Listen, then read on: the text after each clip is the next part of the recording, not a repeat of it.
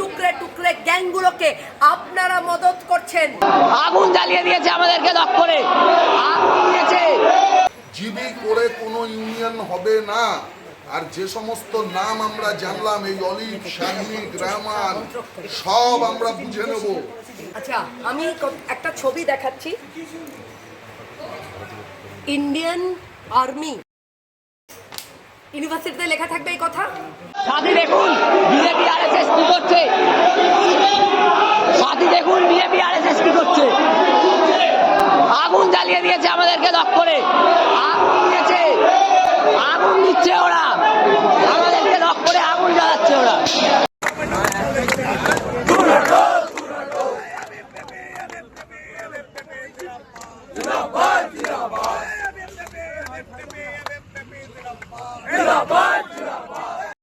352টা বুথের মধ্যে একটা বুথে সিপিএম যাদবপুরে জিতেছে। রাস্তার ধুলো চাটিয়েছি সৃজন, তোমাদের রাস্তার ধুলো, তোমাদের নেতারা জিভ বের করে করে ধুলো চেটেছে।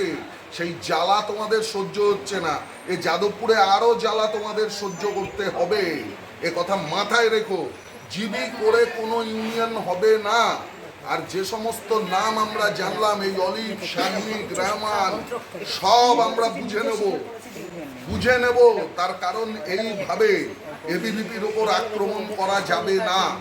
পশ্চিমবঙ্গে ভারতীয় জনতা পার্টির সরকার চলছে, 34 বছরের বাম সরকার বা তৃণমূলের নৈরাজ্যের সরকার না। ফলে সাবধান, খুব সাবধান। আচ্ছা, আমি একটা ছবি দেখাচ্ছি। ইন্ডিয়ান আর্মি ইউনিভার্সিটিতে লেখা থাকবে এই কথা, থাকবে এই জাতীয় ছবি। আমরা কি দেখাচ্ছি এখানে, এই যে ইউনিভার্সিটি মেনে নিয়েছে যে সেখানে কোনো ইউনিয়ন থাকবে না। সৃজন শুনছেন, ইউনিভার্সিটি মেনে নিয়েছে সেখানে কোনো ইউনিয়ন থাকবে না। কি করছে আপনাদের ছেলেরা এখানে জিবি ডেকে? কি করছে জিবি ডেকে? কি করছে? জিএস ঘোষণা করবে কিভাবে?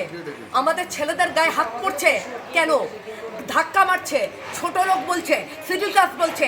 সৃজন, আপনাকে আমি বলে দিলাম, অলিভ দাস, রহমান মল্লিক, অনির্বাণ, শাগনিক সরকার, এই ছেলেগুলোকে আপনি ভালো চান তো যাদবপুর থানাতে 1 ঘন্টার মধ্যে হাজির করুন। আমি কিন্তু একদম বাজে কথা বলার মানুষ নই, আপনি জানেন, খুব ভালো করে জানেন। আমাকে আপনি সামহাও বুঝতেও পারেন।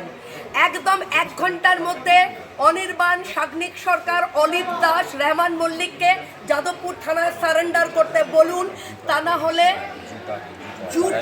আমি কিন্তু জুটাকে হুঁশিয়ারি করলাম। টিচার্স ইউনিয়ন আপনারা মদত করছেন, আপনারা দেশ বিরোধী এই সমস্ত সংগঠনগুলোকে, টুকরে টুকরে গ্যাংগুলোকে আপনারা মদত করছেন। আমি কিন্তু হুঁশিয়ারি দিলাম, যাদবপুরে এগুলো সহ্য করব না।